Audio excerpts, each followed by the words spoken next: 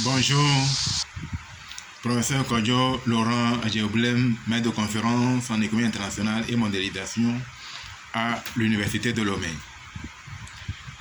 Dans cette vidéo, nous allons reprendre en détail avec des exemples à l'appui le fonctionnement des armes du chrétien, les armes spirituelles du chrétien, qui se trouvent dans Éphésiens chapitre 6, versets 10 à 20. C'est ce que nous allons expliquer dans cette vidéo. Nous commencerons par une prière, nous développerons la fonction de la volonté divine et de la volonté personnelle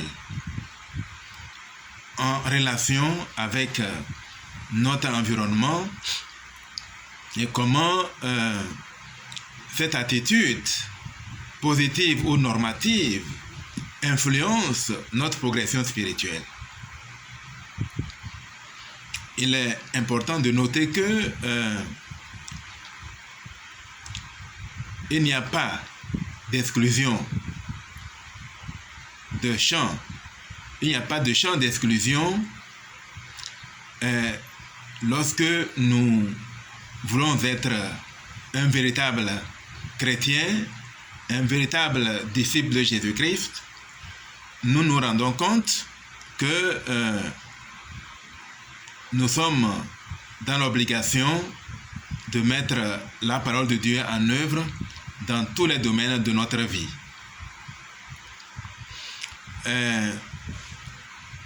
Dans la vidéo précédente, j'avais montré que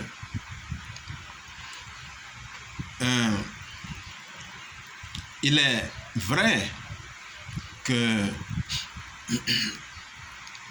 l'Occident est véritablement la machine qui met en œuvre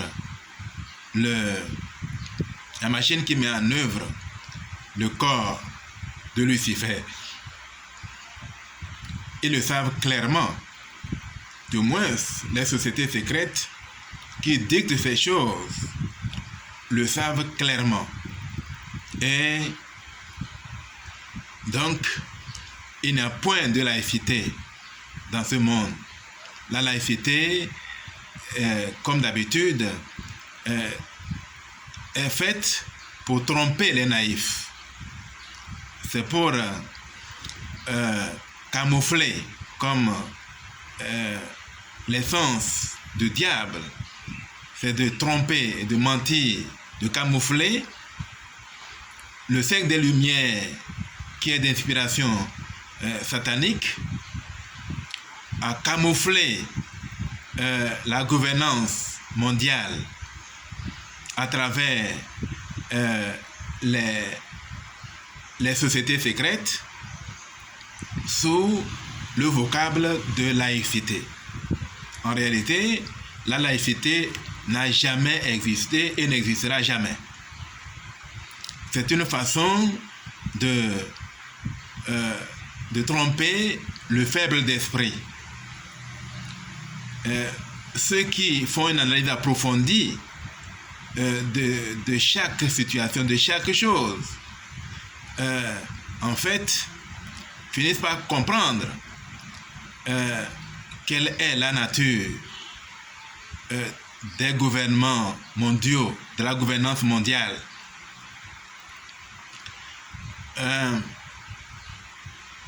La plupart des éveillés, des conscients, savent que ce qui est mis en œuvre devant nous, c'est la dictée.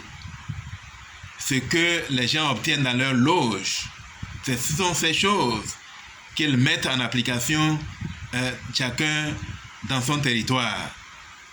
Et par conséquent, naïf est celui qui croit que la laïcité a encore un contenu. Voilà, pour cette raison, nous voulons réellement combattre ce concept et ramener les choses dans le camp de Sion. Nous voulons que Dieu gouverne, nous voulons que Dieu nous gouverne. Nous voulons faire disparaître notre propre volonté au profit de la volonté du Père. Hier, je disais dans la vidéo que c'est dans l'innocence que l'Occident nous a imposé sa façon de voir les choses. La laïcité n'a pas été inventée en Afrique. Elle est d'origine européenne et américaine. Et ce faisant, elle est amenée pour parachever la tromperie, pour parachever la marche de ce concept diabolique qu'est la démocratie. La démocratie est faite pour diviser, pour créer la guerre et la querelle. Depuis que la démocratie a été proposée aux Africains, les pays sont devenus exsangues. Il y a eu tant de morts, tant de sang versé, et c'est ce que recherchait Lucifer, et ce que recherchaient ces sectes secrètes qui gouvernent le monde. Et nous nous dressons ici contre ces sociétés secrètes par le pouvoir de Dieu. Quiconque parle avec le pouvoir du Saint-Esprit parle pour Dieu. Quiconque est inspiré, tout ce qu'il dit est parole de Dieu. Voilà. Donc nous allons dans cette vidéo montrer comment nous pouvons nous soustraire de cette gouvernance diabolique du monde pour adopter la gouvernance théocratique, la gouvernance divine, pour apporter le bonheur au peuple. Du moins ceux qui ont encore la conscience, ceux dont la conscience n'a pas encore été émoussée par les tromperies du diable. Voilà ce que nous voulons faire. Il est crucial de savoir que le diable est lié. Il est complètement lié lorsque nous sommes complètement absorbés dans la volonté du Père. Nous allons présenter ici, après la prière d'ouverture, nous allons présenter certains aspects des armes spirituelles du chrétien. Comment elles s'utilisent, comment elles sont cruciales, comment elles sont terribles et terrifiantes. Elles viennent à bout de n'importe quelle puissance, n'importe quelle domination. Voilà. Nous allons faire la prière. Nous allons ensuite présenter les armes de Dieu. Puis nous ferons les commentaires. Puis nous finirons par un témoignage personnel. Maintenant, la prière. Oh Père Saint, Dieu infiniment glorieux dans les cieux, Dieu créateur de toutes choses, Dieu bon, Dieu intelligence infinie, Dieu lumière qui a engendré toutes choses. Nous te faisons allégeance, nous t'appartenons, nous sommes tes enfants, nous t'aimons Père, nous sommes un avec toi. Pour cette raison, nous venons te présenter nos dévotions et nos oblations. Nous prions ici afin que tu nous ouvres l'intelligence et que tu nous relis à l'intelligence infinie. Que quiconque écoute cette parole soit touché par l'Esprit du Seigneur, afin qu'il comprenne ces paroles à leur juste valeur, et que lui aussi, il contribue au combat contre Lucifer pour trouver plus de joie, pour trouver la paix dans ce monde. Oh Père Saint, Dieu est infiniment grand. Nous sommes dans un monde si méchant, si terrifiant. Mais ceux qui sont avec nous sont en plus grand nombre que ceux qui sont avec eux. Car avec eux est un bras de chair et avec nous, le bras de Dieu. Et tu as dit, Père, maudit est celui qui met sa confiance dans le bras de la chair. Seigneur, maudis-les, maudis ceux qui comptent sur le bras de la chair, afin que quiconque se lève contre nous dans cette quête de la liberté, dans cette quête des sociétés libres, dans cette quête de la victoire de Dieu, dans cette quête du renversement de l'ordre satanique mondial. Seigneur, maudis-les, tous ceux qui combattront cette œuvre, tous ceux qui te combattent, tous ceux qui se lèvent contre tout ce qui est juste. Seigneur, nous te demandons de les maudire, de ne leur réserver aucune place dans ton royaume et même dans le combat ici-bas. Seigneur, maudis-les, rends-les inaptes, rends-les sourds, rends-les incapables de voir le chemin des justes. Maudis-les. Tu maudis, tu peux maudire jusqu'à la 3e, 4e génération et bien au-delà. Seigneur, nous sommes tes enfants et nous savons quelle est la gloire d'être appelé enfant de Dieu, enfant de Jésus-Christ. Seigneur, déverse maintenant ton Esprit Saint, relie-nous à l'intelligence infinie, afin que la parole qui va sortir ici soit ta parole, qu'elle soit fidèle, qu'elle soit étonnante, qu'elle soit lumineuse. Père Saint, c'est là l'humble prière que nous t'adressons au nom sacré de ton Fils unique Jésus-Christ. Amen. Maintenant, nous allons prendre les armes de Dieu l'une après l'autre pour montrer comment elles fonctionnent et comment elles deviennent de plus en plus efficaces au fur et à mesure qu'on les met en œuvre et comment elles sont liées les unes l'une avec l'autre.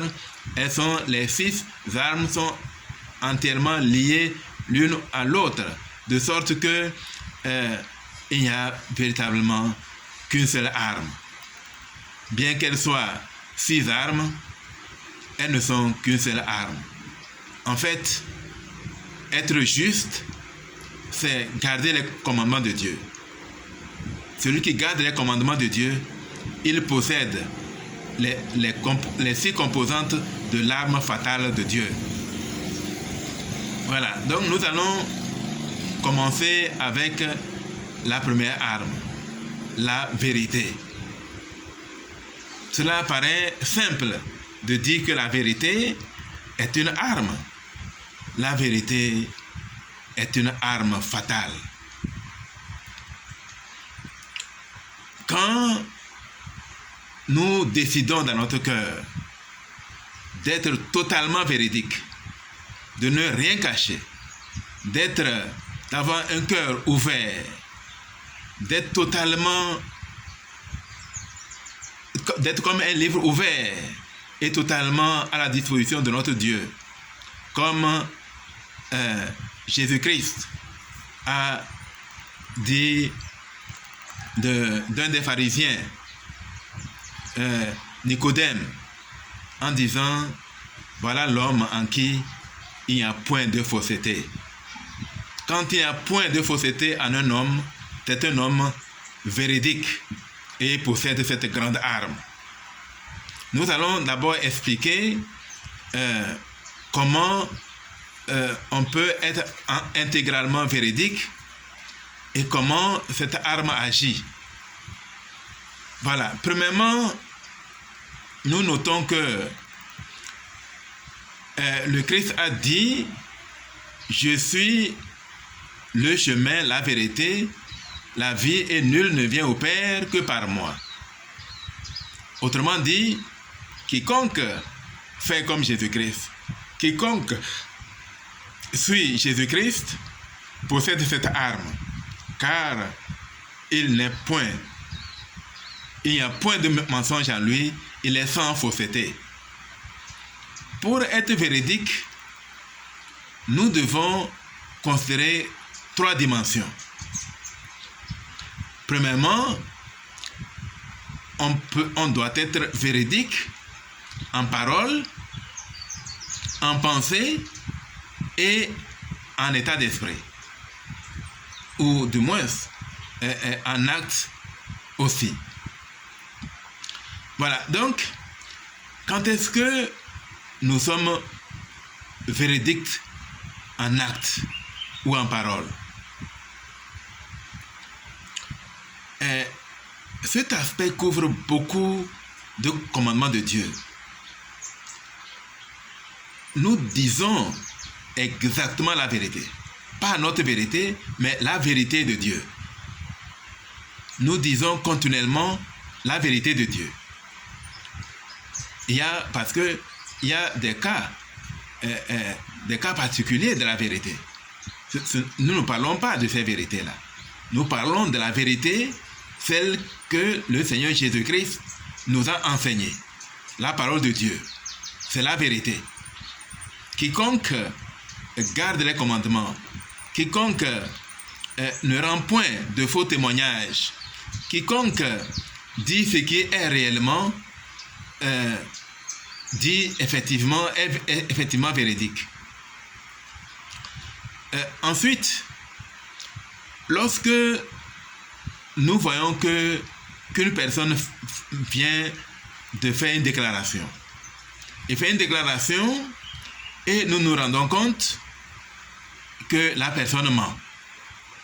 Si nous nous taisons, alors nous sommes complices de son mensonge. Nous sommes menteurs avec lui. Nous devons reprendre la personne pour dire ce que tu viens de dire est faux selon la parole de Dieu. Nous devons être actifs sur ce plan parce que on peut être menteur passif. Quiconque entend des faussetés, des mensonges et ne fait rien est un menteur passif et la vérité n'est point en lui. On dit souvent que qui ne dit rien consent. Donc, nous devons véritablement faire attention. Que ce soit par écrit, si quelqu'un a écrit des choses et que nous voyons qu'elles sont fausses, si quelqu'un fait des déclarations et nous savons qu'elles sont fausses, si quelqu'un est dans le péché et que nous voyons cela et que nous couvrons son péché, nous sommes en train de mentir. Si nous sommes conscients d'un mensonge quelconque et que nous nous taisons, nous sommes menteurs. Nous sommes menteurs passifs. On peut être menteur passif ou menteur actif. Voilà quelques contours de la vérité ou de l'honnêteté personnelle. Quand nous sommes honnêtes, nous ne couvrons pas nos propres péchés, nous ne couvrons pas les péchés des autres. Nous sommes, dès que nous sommes conscients de quelque chose qui concerne le péché de quelqu'un, nous ne nous taisons pas. Nous disons, nous allons voir la personne pour lui dire, tu es dans le péché, tu fais ceci, tu fais cela. Si tu ne te repens pas, je serai obligé de t'aider en rapportant cela à celui qui est au-dessus de toi, afin qu'il puisse t'aider à sortir du mensonge, à sortir de la malhonnêteté. Voilà. Donc voilà des aspects de la vérité. Donc ensuite, quand nous dissimulons, dissimuler est un mensonge. Lorsque nous volons, nous dissimulons, nous nous cachons pour voler. La corruption, toutes ces choses sont des mensonges. À moins que nous ne soyons pas conscients que c'est un mensonge, que c'est faux. Mais si nous savons que c'est faux et que nous ne faisons rien, nous commettons le péché de mensonge. Et l'Esprit de Dieu n'est point en nous quand nous sommes dans cet état-là. Voilà ce qu'il faut savoir.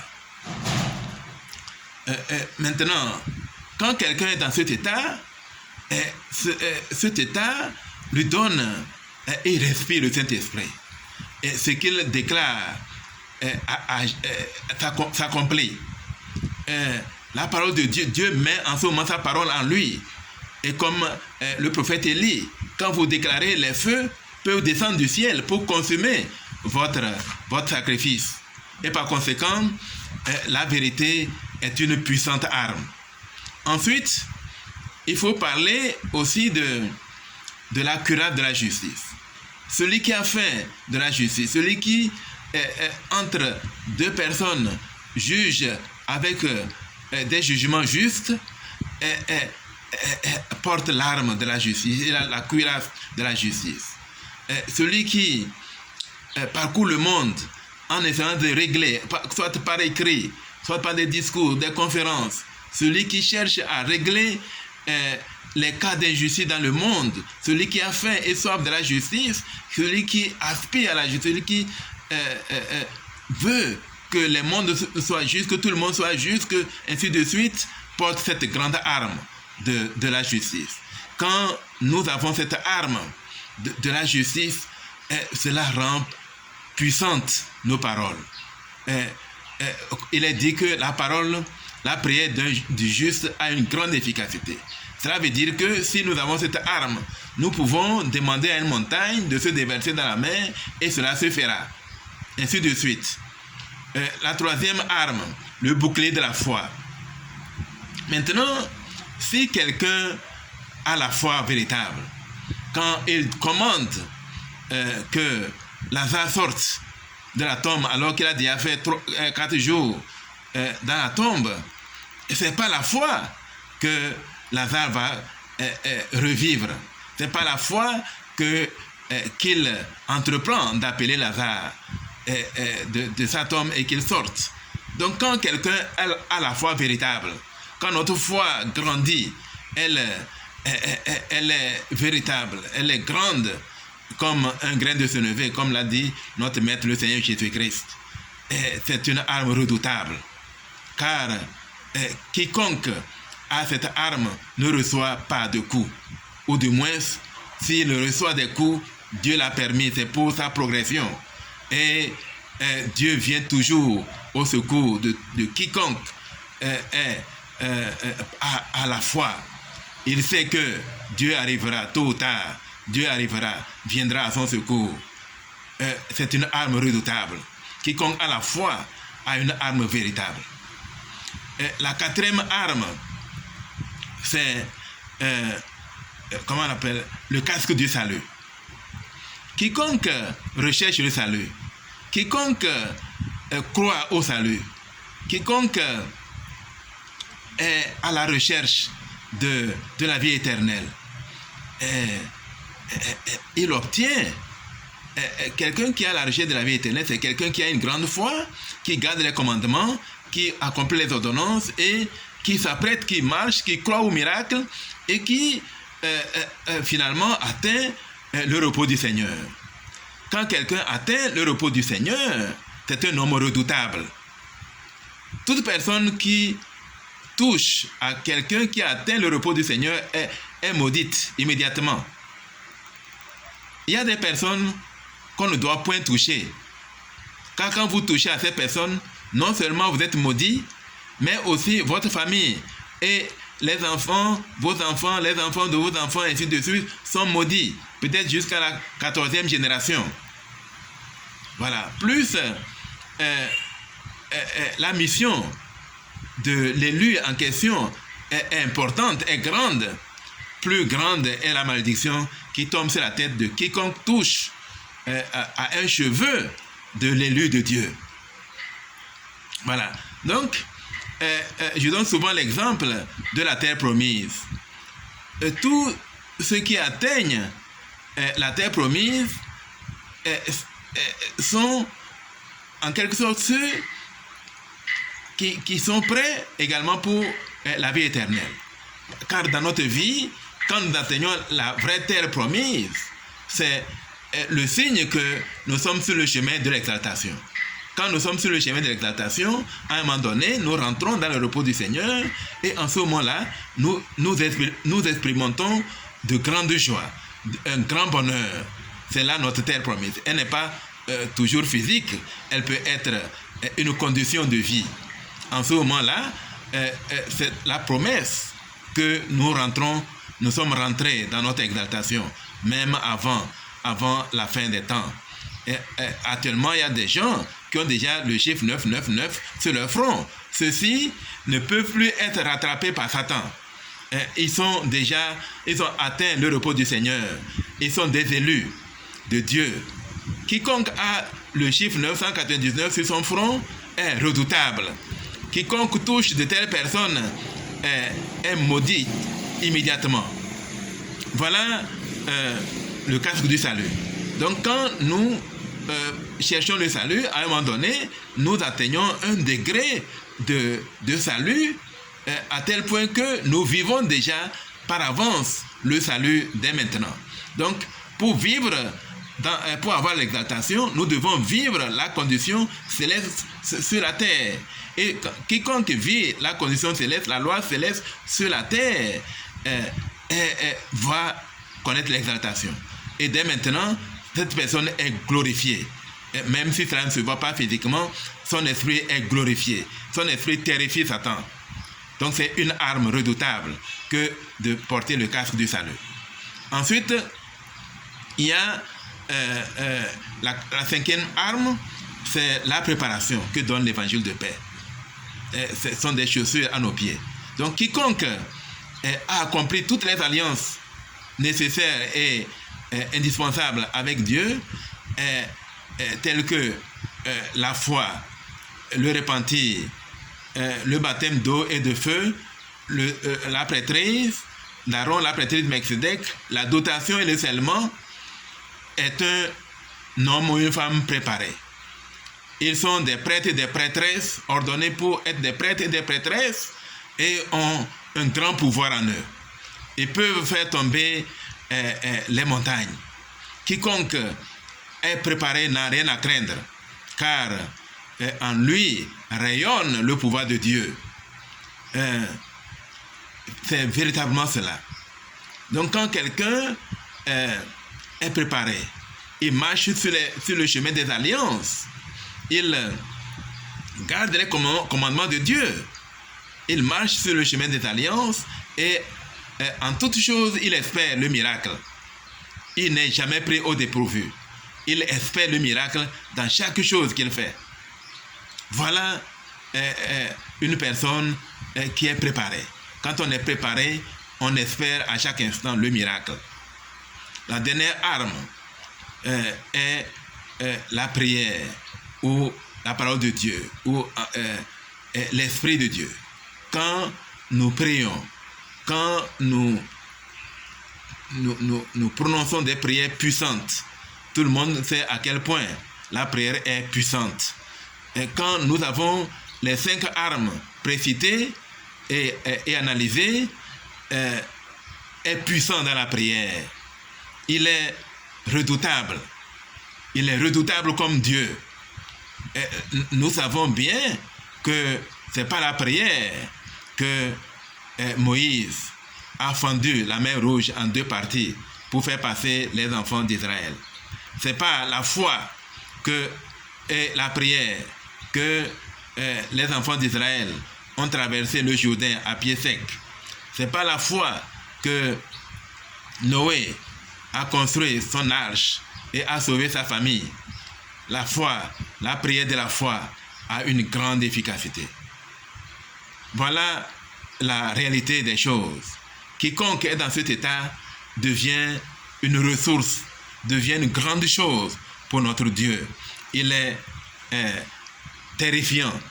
Il détruit le royaume de Satan. Quiconque est dans cet état est dans le camp de Sion. Et il devient une terreur pour le camp de Lucifer, pour le corps de Lucifer. Je voudrais finir en rendant mon témoignage sur ces choses. j'ai un vaste témoignage de chacune de ces armes-là que je viens de développer. Mon témoignage sur ces choses est énorme. Mais j'aimerais tout simplement peut-être prendre 2 ou 3 cas pour montrer en quoi ces armes-là sont extrêmement puissantes. Il faut reconnaître que j'ai eu des expériences spirituelles hors du commun. Il m'est difficile de présenter les expériences les plus sacrées, car je ne sais pas comment les présenter pour le moment. Mais il me suffit de dire que je suis déjà rentré dans le royaume des cieux.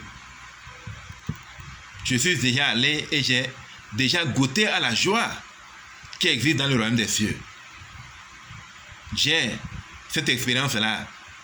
J'ai une fois dans le royaume des cieux ou au paradis, je ne le sais exactement, mais la joie qu'on y ressent est incomparable aux joies terrestres. Il n'y a rien de pareil. Et je sais que c'est par les armes spirituelles du chrétien que nous parvenons à ce degré ultime de la foi. Je témoigne également que dans la mesure où, depuis que je suis bébé, j'ai déjà commencé à avoir un effet sur mon environnement.